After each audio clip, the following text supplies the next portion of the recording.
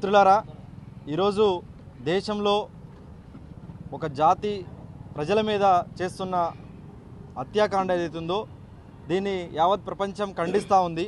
మేధావులు ప్రశ్నిస్తూ ఉన్నారు, ప్రజా సంఘాలు రాజకీయ పార్టీలు వ్యతిరేకిస్తూ ఉన్నాయి. ఈ చర్యలను ఉపసంహరించుకోవాలని చెప్పేసి చేస్తున్న యుద్ధాన్ని ఆదివాసీ ప్రజలపైన, ముఖ్యంగా భారతదేశ ప్రజలపైన చేస్తున్న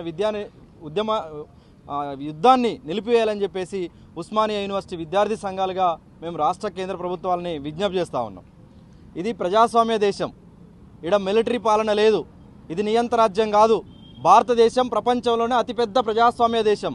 కాబట్టి ప్రజాస్వామ్య దేశ లక్షణం ప్రజాస్వామ్యయుతంగా చర్చించడం, అభిప్రాయాలని గౌరవించడం, వారితోని శాంతి చర్చలు కావచ్చు, ఇతర చర్చలు జరపడం, దాన్ని సక్రమంగా ఈ దేశంలో ప్రజాస్వామిక వాతావరణాన్ని కాపాడడం అనేది భారత రాజ్యాంగం ఈ దేశంలో మనది ఒక డెమోక్రటిక్ కంట్రీగా ప్రకటించి ఉంది.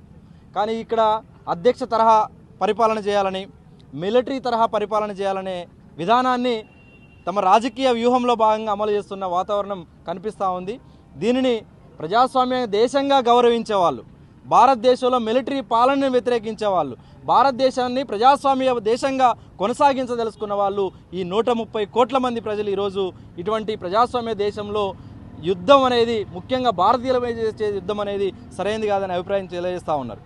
ఈరోజు మావోయిస్ట్ పార్టీగా మేము శాంతి చర్చలకు సిద్ధమని చెప్పేసి బహిరంగ వేదికల్లో ప్రభుత్వాలకు కూడా విజ్ఞప్తి చేస్తున్నాయనే విషయాన్ని మనం ఆయా మీడియా సంస్థల ద్వారా కావచ్చు, న్యూస్ ఛానల్స్ ద్వారా మనం చూస్తూ ఉన్నాం. కాబట్టి శాంతికి సిద్ధమున్న అని అన్న వాళ్ళతోని శాంతి చర్చలు జరపాల్సిన బాధ్యత ప్రజాస్వామ్య ప్రభుత్వానికి ఉంటుంది. ఈరోజు పాకిస్తాన్తో చర్చ జరిపిన వాళ్ళు, ఇతర దేశాలతో చర్చలు జరిపిన వాళ్ళు భారతదేశంలో ఉన్న పౌరులతోని, భారతదేశంలో ఉన్నటువంటి పార్టీలతోని చర్చలు జరపడానికి అభ్యంతరం ఏమిటి? కాబట్టి మేము విద్యార్థులుగా మేము ప్రశ్నిస్తూ ఉన్నాం. మరణాలు అనేవి చాలా బాధాకరంగా ఉన్నాయి, విషాదకరంగా ఉన్నాయి. ఆయుధ విరమణకి సిద్ధపడ్డ తర్వాత దాడులు చేయడం అనేది ఇది చాలా కలిసివేస్తున్న సందర్భం ఉంది. కాబట్టి కేంద్ర ప్రభుత్వం ఆలోచన చేయాలి. మనుషుల్ని చంపేస్తే సిద్ధాంతాలు ఆగిపోతాయి అనేది ఈ 60 ఏండ్ల చరిత్రలో ఎక్కడైనా ఉన్నదా?